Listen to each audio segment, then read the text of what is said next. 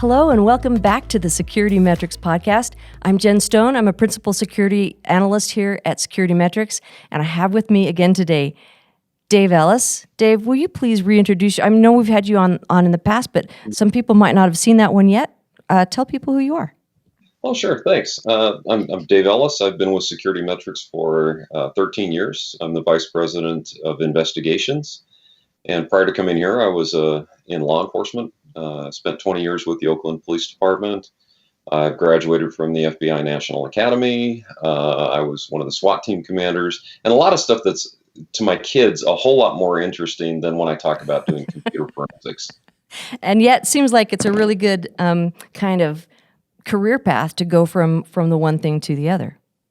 Yeah, that's kind of how it did begin. Is SecurityMetrics was looking for somebody who had law enforcement background, because in the earlier days, the nature of the investigations, you interfaced a lot with local law enforcement, FBI, Secret Service. And so it was that background. Plus, I did oversee the cyber crimes division while I was there. So that's kind of what led me to finding SecurityMetrics and finding a career and a home here, and I've loved it. That's SecurityMetrics is a great place to work. I gotta say. So we have you here today to talk about the 6 phases of an incident response plan. And before we kind of dive into the phases, maybe it would help if we talked a little bit about what's the difference between an incident response plan and a disaster recovery plan and a contingency plan and emergency operations mode for HIPAA people, those types of things. Help me frame that. Well, the truth is all 4 of those elements that you just mentioned are kind of woven together. Some of them take place at different points in time. Like, for example, the incident response plan is something that you're going to develop before anything has hit the fan. That's hopefully what you're doing ahead of time in preparation for an event that you hope never happens. Sure. Disaster recovery, on the other hand, is how you're going to get your systems back online and returning to normal business operations after a breach has occurred. Right. And then emergency mode operations is when you're still in the thick of things and they're not normal yet. That's the emergency mode. And then, contingency planning is like the whole set of things that are planned for. What's likely to happen, what incidents are likely to happen, and then the planning that goes. So these are all subsets of the overarching contingency planning. Yeah, so, if you look at the different phases of an incident response plan, they will encompass each of those other aspects. Right. So let's dive into those phases. First phase is to prepare, right? Right, and that's truly the workhorse of it all. This is if you do your homework and you apply yourself and develop a thorough, comprehensive plan. You train all of your employees on what their security responsibilities in the company are. You train the members of the incident response team on what their roles are when that day comes that you hope never comes. Right. You get buy-in from the C-suite. That's one of the important parts of preparation, is that you get executive buy-in on your plan, because sometimes they're going to have to be purchasing equipment or paying for training or things along those lines. So you want to get their advanced buy-in before an incident occurs, so that you don't have somebody hemming and hawing over having to write a check. So, something along that line. So that's all of the stuff that you're going to do beforehand. And then you're going to be training annually, ideally. If you're in a e-commerce or a commerce kind of a role, PCI does require annual training on your plan. The more you train, the better and more naturally everyone will respond when an event does occur. One of the services that we do is, we will go out and meet with companies and put on mock drills for them when they have to actually invoke their incident response plan, and everybody has to respond to this mock drill the way they would had it been a real event. Right. And by doing that, it kind of helps you figure out where the holes in your plan might be. Right. So testing it is a real critical part of actually developing the plan, because if you can't test it, testing it helps you find out where you've kind of fallen down in certain areas, right? Absolutely, yeah.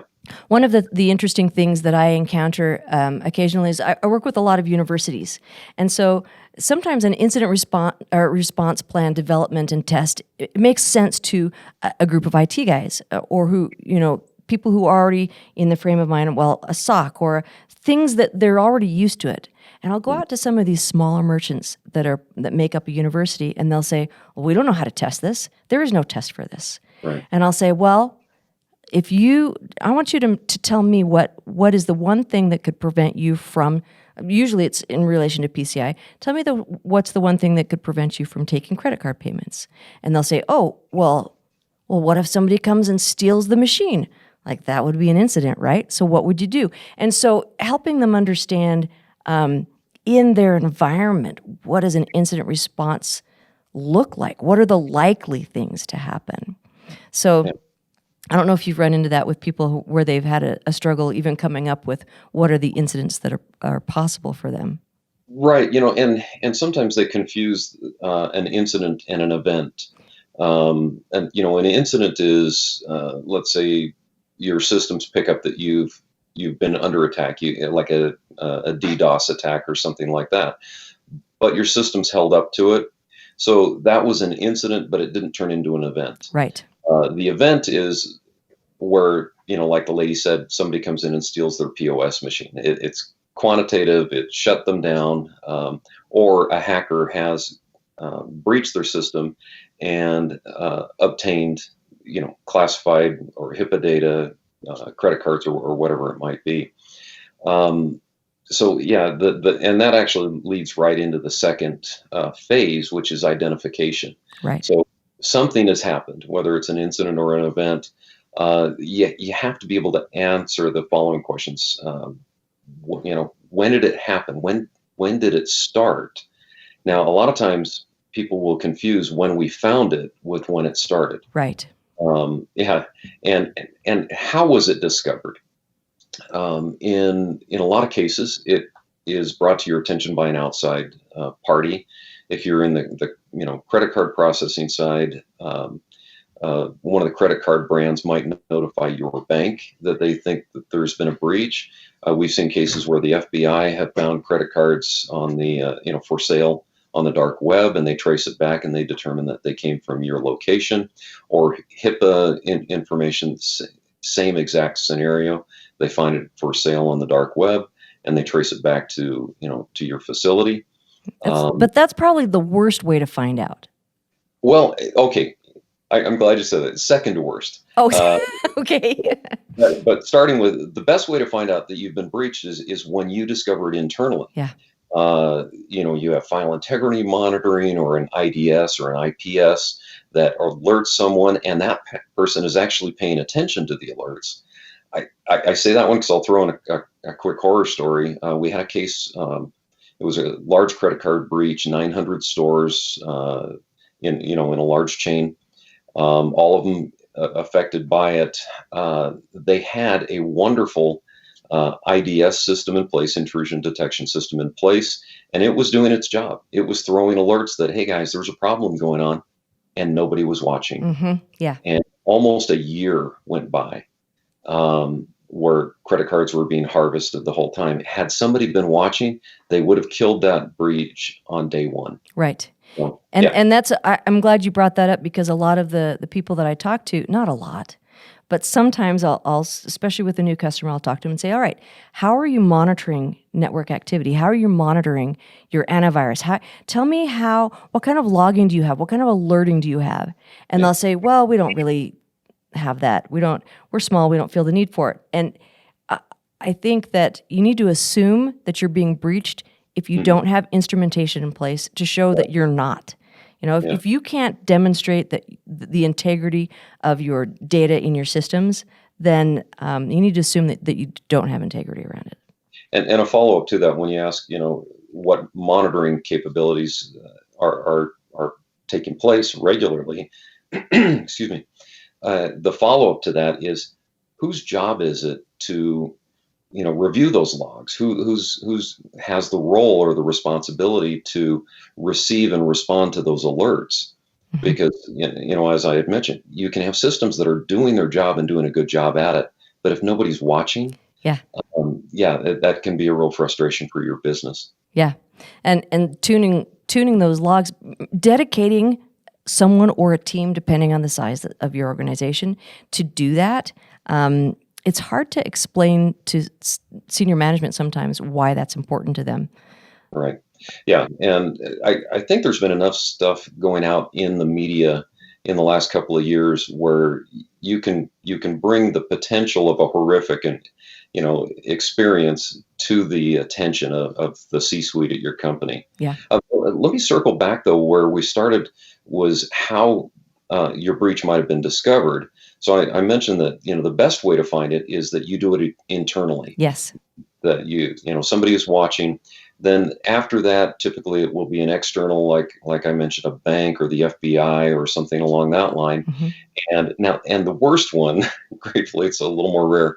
But you read a Krebs article and he mentions your company. Yeah. And that's where, like, Krebs is your IDS. So that we don't want that. What else is really bad is if those who have breached your company reach out and say, "Hey, we've breached you, and we have your information, and also we want you to pay all this money to either not make us reveal it or to get it back, or ransomware." So it's the whole extortion path. That's probably pretty bad too. And it's one of those that a couple of years ago we thought was going to kind of subside, but it's just like that bad penny. It just keeps coming back, and they continue to make money at it. And the healthcare industry seems to be, one of their favorite targets, because they recognize that in the healthcare industry, these facilities don't have the option of being down for very long. Right.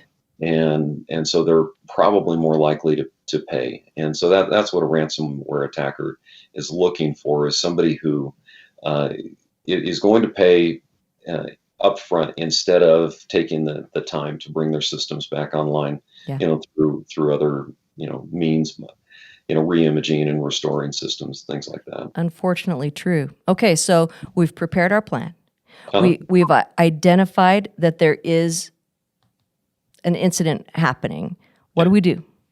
Okay, phase 3 is containment, and this is one where you have to resist what might be a knee-jerk reaction that says, "Okay, I'm just going to nuke our entire system. Yeah. We're going to re-image everything and come back online."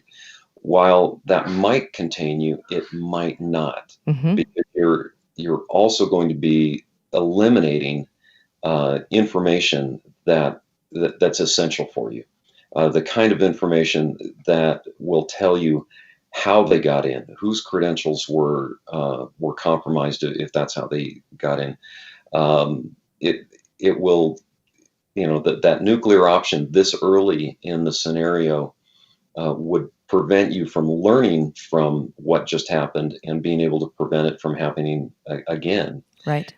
And in some cases, that nuclear option doesn't solve it, because they actually come in through, third-party credentials, third-party users that have credentials to get into your site, things along those lines. Right. So in containment, what you're looking to do is to stop the bleeding right now. This isn't the investigative part where you go back to find out necessarily how they got in. So an element of containment could be, hey, I just unplugged from the internet. Okay, right. You've achieved containment, but it's going to be a little tough to start moving back toward natural operations. So you're looking at both, what do I have to do to contain short-term? What do I have to do to contain long-term? Containment would involve things like discovering the malware and quarantining it,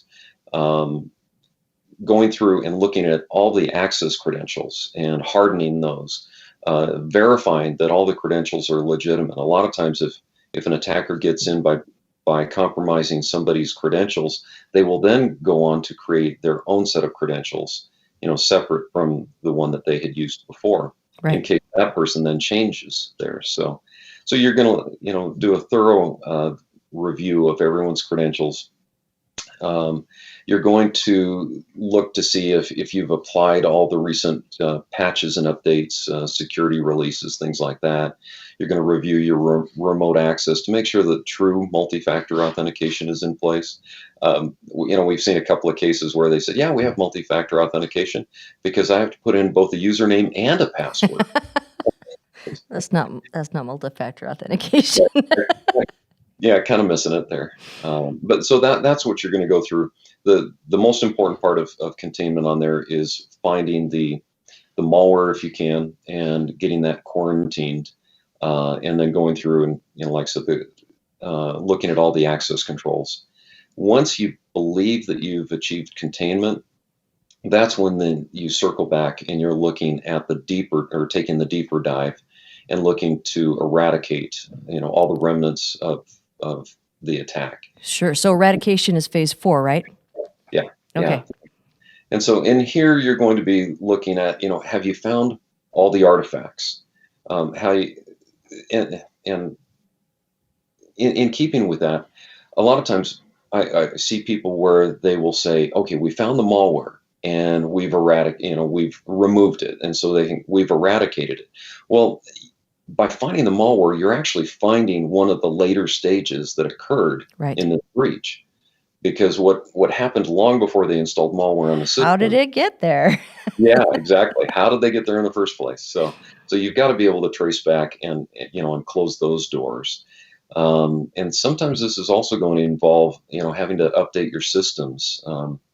In the credit card side, there's Magento is a very popular e-commerce platform, and the Magento 1 was the popular one being used for years, and we're still bumping into people that are using Magento 1, and it's no longer supported. It's rife with holes, and so during the eradication phase, you need to look at your system, saying, okay, is everything up to date? Right. And then you're at this point, you can now consider, all right, we've hardened everything, we've patched, we've applied updates. Okay, can we re-image the system? Or do we have a backup that we can restore from? And this is kind of starting to slide into the next area. But if you're going to apply a nuclear option, sort of at the end of phase 4 would be the place where you'd consider doing that. Okay, because you've eradicated, and you know that you can do the nuclear option. So we always called it nuke and pave. So you can do that. So that's entirely re-imaging your system so that you can restore, because you feel like that's the point where you know that you can do that without reinfection happening. So that moves us into the recover phase. Right. Yeah, and this is the one where you ask yourself, can we safely return to production, to normal operations? And in order really to be able to answer that question, you have to be able to say, all right, has everything been patched, hardened, and tested? Mm-hmm. Can we reimage, or do we have a trusted backup that predates the breach? Right. That we can go back to or roll back to. And then you've got to ask, how will the affected systems be monitored in the future? And you kind of addressed that before. The importance of keeping an eye on your system. Right. And creating those processes that make sure all the patching, all the updating, all of the things that you did to make sure that your systems are now robust, that those processes continue. So a lot of times they'll say, oh yeah, we patched our systems last year. Yeah. Yeah. A good analogy to that is if you could look at your company's security as like a living, breathing organism. That if it's healthy today, to keep it healthy, you have to keep feeding it. You have to keep taking care of it. And that's, continually nurturing, and taking care of things, because, look at SSL. SSL was great right up until it wasn't. Right. And our security can be the same way. One day to the next, everything can change. Yeah, and I think that's a hard concept sometimes for people who are kind of not on the technical side of things. working with customers that I've had over the years and telling them you have to be at TLS 1.1 right now. And the heavy lift that was for some of them. And for some groups it's not a heavy lift. It's just, applying the new standard in their servers, but for others, especially when you have maybe older systems that have to talk to that system and are not prepared for that upgrade, it was a harder thing. And so then the next year you come along and say, sorry, now you have to be TLS 1.2. And they say, will this ever end? Yeah. No, it won't. Yeah, that's right. Yeah. Sadly, no. No. Sorry, this is the life you live now. So, so we've taken a trusted backup. We've restored that. We've recovered so that the systems are working properly and tested that. So, are we good then? Are we done? Is that the last phase? No, not really. The next phase is, after you've done all the mechanical stuff to get your company back on its feet, now you want to have an after action meeting where you get together and you discuss this event and say, what have we learned from it? Where did things go right in our system? Where did it fall a little bit short? Did we notify everybody? And that was one of the things I didn't mention a little bit earlier is, after you identify an event, there's going to be notifications certainly internally in your company, but there's probably going to be some notifications that you need to make outside. Well, during this last phase, lessons learned, you need to ask, have all the notifications been made? Have we made, legal notifications to the state, to consumers, to whomever? Then we've talked about, what worked for us. Now, what didn't work? What caused us to stumble during this event? And and so to improve the plan itself and react better the next time, I wanted to step back just a second and say the notification piece. One of the things that I've seen is companies can get themselves into worse situation than before if they try to notify without a plan for notification. So just like every other action, who is allowed to communicate with the various state organizations or the people whose information was breached?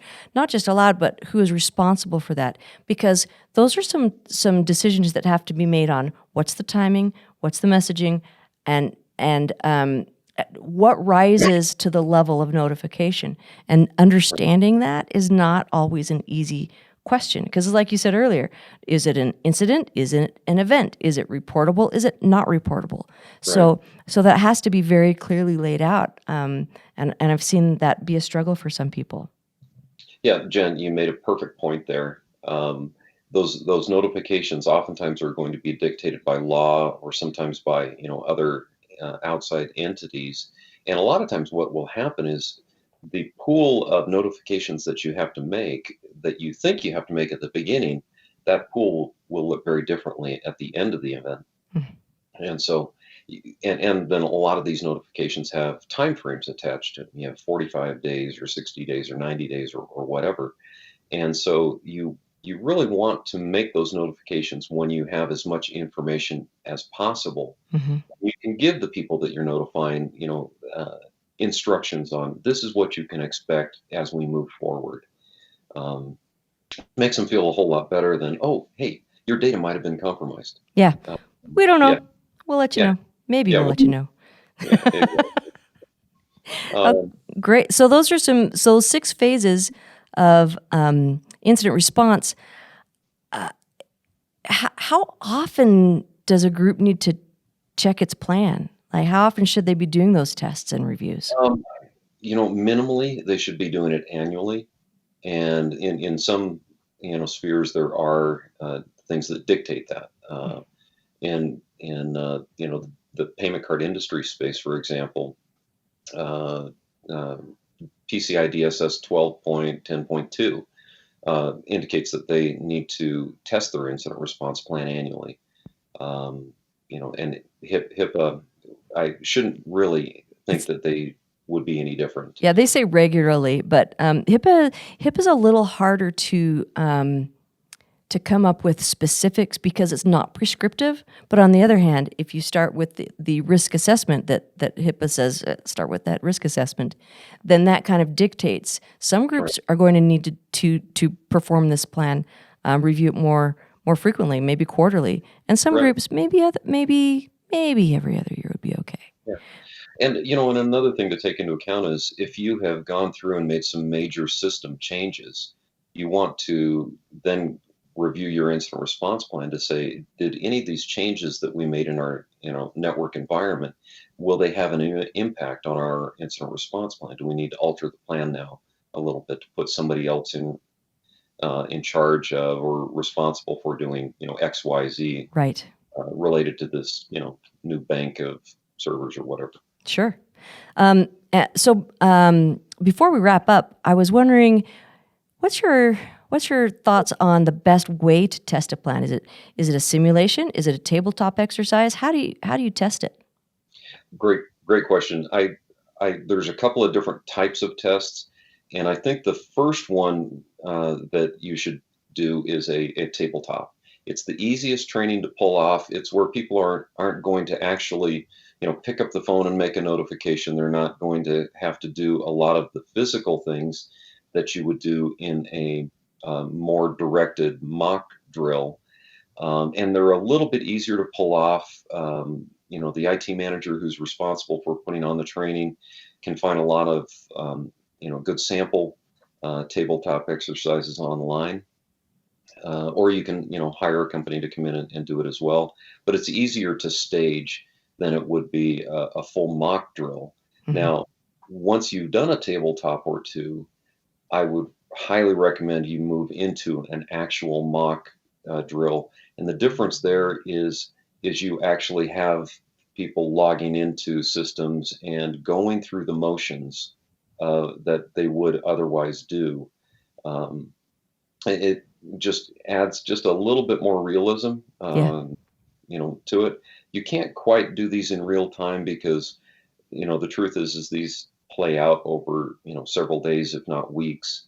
But the more realistic you can make the training, the better it is for everyone, and the better report card it will give you of the quality of your current incident response plan. And I think it's important even for small, so back again to the very small merchants that make up a lot of universities. One of the groups that I went and talked to said, we have this incident response plan that IT gave us. All we do is call their number. And I said, great. What was your test for that? Well, we don't have to test it because it's just that simple. I said, okay, did you call the number? Nope. Yeah. Let's call the number. Let's find out. And so they called the number, followed all of the instructions on this sheet of paper. Well, since getting that sheet of paper from the central IT, they had changed the NOC to a SOC. And so they called and said, I need to talk to the NOC about this issue. And they said, you have the wrong number. And the person who answered was new, wasn't familiar with why they would be calling. So the whole test was it caused a problem. And it created a new procedure because all they did, honestly, all they had to do was call that number. And the number was very confused about why they were calling, which is why you test even the smallest groups. Right. Just whatever your plan is, give it a test. Yep. Yeah. Yeah. And it's amazing how much you learn from that. So like that last phase that we talked about in the phases of the incident response, the lessons learned, I've seen a lot of companies come back and say that was the most important step for them, is because they could then go back and refine their plan. Yeah. And, they can say, okay, this is what we need to do to prevent this from happening again. And it doesn't have to be boring either. Yeah, sure. It can be fun. Like you can use. There's a lot of companies that they use the D&D dice, the 20-sided dice, and all of those. And then, so they have different scenarios, and then they have to roll to see what happens. One of the groups that I talked to, I was reading their incident response plan test documentation, and at the end it said things went so wrong they blew up the data center and everybody died. That is a series of bad rolls, guys. That's great. That's awesome. Yeah. And we've actually done some of these mock drills for companies, and we'll usually go in with one or two different scenarios, two or three different scenarios. We'll kind of give them a softball warm up and then get a little bit deeper. But we try to think of things that they might not think of in the natural course, because people who design environments know what that environment is supposed to do. Mm-hmm. And sometimes it takes someone from the outside to come in and challenge that. And like in one case, they said, "Oh yeah, we're hosted," but in the scenario, their hosting facility experienced a fire, and they lost access to those systems. So now what do you do? Right. And they sat back and went, "I don't know. I don't know," and it's something else they got to learn. So, another one that I helped with was, who's in charge? He gets called away to something very important and cannot help you. Because I didn't want to say he died, because that's just rude. He is called away and lost his phone and cannot help you. So, and then he's in Borneo and he doesn't have internet. Exactly. It's time for his vacation. We got to let him go. So, just shuffling things so that once you start feeling like your team is good at it, they're getting bored, then do something different. Change it up. Take people out. Add people in. Yeah. So. Well, this has been super. I really appreciate you talking to me about incident response today. It's critical. Everybody needs to do it, and it was super fun talking to you about it. Oh, it's always a pleasure. Is there anything that I missed before we close? No, I think you covered every possible aspect of incident response that you did. Well, I might have had a little help with the talking points. Thanks, Dave. All right. Well, good to talk to you. Thank you for joining us here at the SecurityMetrics podcast. I'm Jen Stone. I've been talking with Dave Ellis, and I hope you join us again in the future. Thanks for watching. To watch more episodes of SecurityMetrics podcast, click on the box on the left. If you prefer to listen to this podcast, it's available on all your favorite podcast platforms. See you on the slopes.